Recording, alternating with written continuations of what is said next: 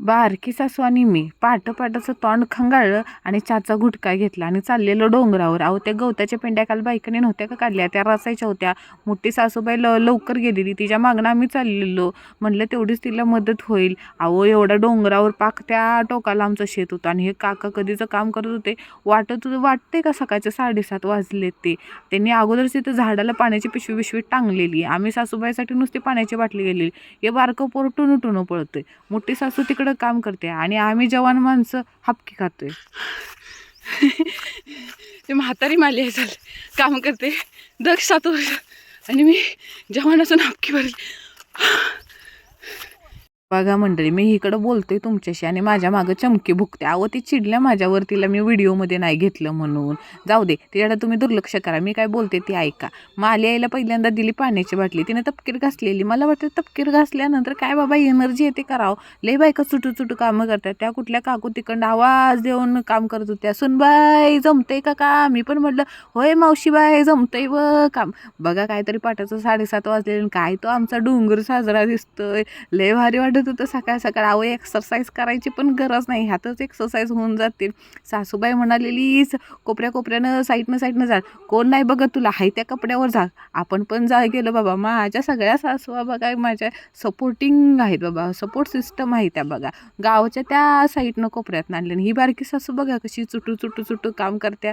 त्याला पण मज्जा वाटत होती. अहो कुसळं काय वाईस टोचत होती, लय कुसळं टोचली. सगळ्या अंगाला स्वेटरमध्ये घुसली म्हणून स्वेटर काढून ठेवलं. आणि काय एकमेकाच्या मदतीनं तो तिकडनं टाकतोय, मी मोठ्या सासूकडे टाकते. आपण मध्यस्थी होतो व लय फटाफटा काम झालं बाग. लय सासूबाईनं माझं कौतुक केलं राव. चला तुम्ही पण बघा पुढची आमची कामं. दुसरं पण बघा कुत्रं भुकायला लागलं. ते लावायचं अगं.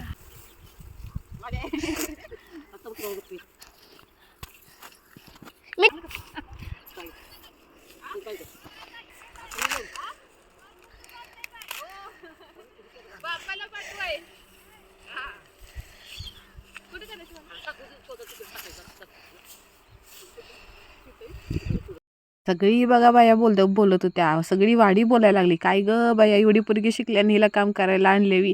मला प्रत्येक गोष्टीत आनंद येतो बघा. सगळ्या गोष्टीत मी एन्जॉय करू शकते. शिकलेले असले म्हणून काही शेतीचं काम करू शकत नाही ना.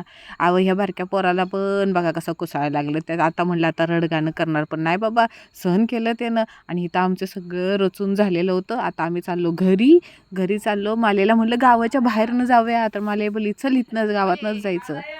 बघा एवढ्या मोठ्या डोंगरा पाक टोकावरनं बायका गवत काढत होत्या. दिसते का तुम्हाला? पाक टोकावर लय बारीक माणसं दिसत होती. वाघाचं पण भ्या इथं आमच्या इकडे वाघ पण फिरतो, तरी पण माणसं बाबा डेअरिंग करतात बाबा गावची माणसं.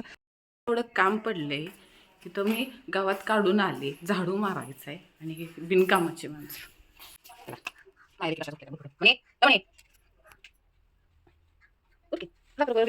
आजी सासू काहीतरी गोटोळ्यात चापचत होती, माझी सासू काहीतरी हुमऱ्या बसून बघत होती आणि मग आल्या धाराला गेली आणि बारकी सासू निरीक्षण करत होती कसं दूध निघतंय ते. म्हणलं आता चटा पटकन आंघोळ घ्यावी. चुलीवरचं पाणी तापलेलं होतं, मस्त उकळ्या मारत होतं आणि कुसळ टोचलेली. आता मला आंघोळ करायचं होतं, जेवणाला लागायचं होतं, गौंड्याला चहा पाणी करून द्यायचं होतं, देवपूजा करायची होती. अहो गावाला एवढी थंडी आहे, पण आपलं कुठलंच प्रोडक्ट VIP प्रोडक्ट अमेरिकन असो काय असून काही कामाला येत नाही. तोंड फुटले, काळं पडले, तरी पण बाबा मज्जा येत्या राव. मुंबईला गेलं होईल सरळ. पहिल्यांदा देवपूजा करायला घेतली आणि आता जेवणाला लागायचं होतं.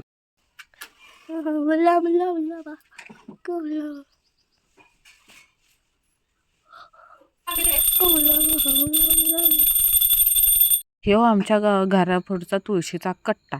माझी पण इच्छा आहे की आमचं पण घर झालं ना गावचं, की ते मला पण असं तुळशीचा कट्टा पुढं पाहिजे. लय भारी वाटतं राव तुळशीचं वृंदावन असलेलं. बघूया होतंय का नाही आता.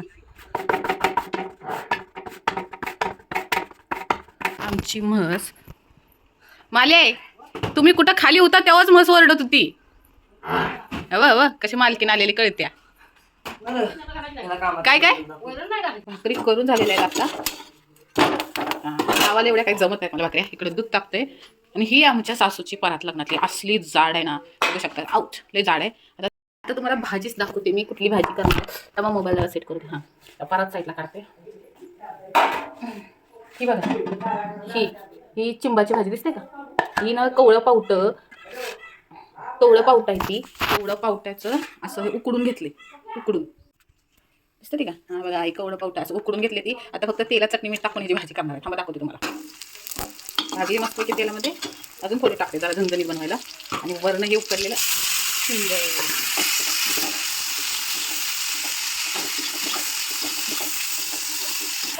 काढायचं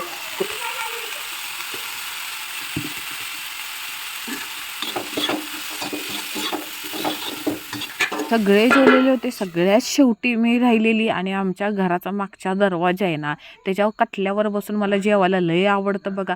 असं समोर तुम्हाला दिसत नसेल पण समोर आहे ना मागचा रोड आणि तिथनं येणाऱ्या जाणाऱ्या गाड्या दिसतात बघा. मी तिथे एकटी बसून जेवते आणि ह्या गण्याला आमच्या इथं कुत्र्याने पिल्ले काढले आणि त्यांच्या मागं लागलेले आणि काय सशासारखी दिसत होती पिल्ले. त्याला दाखवतो काय म्हणते 1 2 3 4 5 6 7 नाही 21 22 नका ते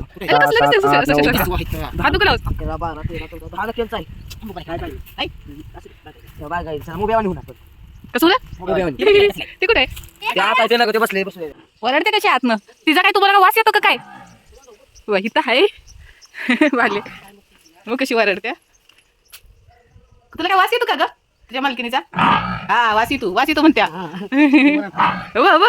तिकडेच मागच होतं तू. आज आबाळ आल्यामुळं एवढं दुपार होती तरी पण ऊन पडलेलं नव्हतं. आई तोपर्यंत आमच्या घराचं काम आलंय. दुपारच्या वेळेमध्ये सासरान मी जाऊन घराला ना असं पाणी देतो. तेवढ्या फ्री टाईममध्ये माझं एक्सरसाइज पण होते आणि घरावरती निरीक्षण पण होतं.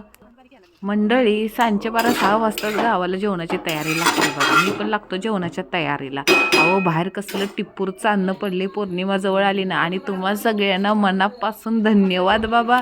तुम्ही लय प्रेम देताय आणि कमेंट पण लय भारी भारी करताय बाबा. असंच राहावा माझ्यासोबत.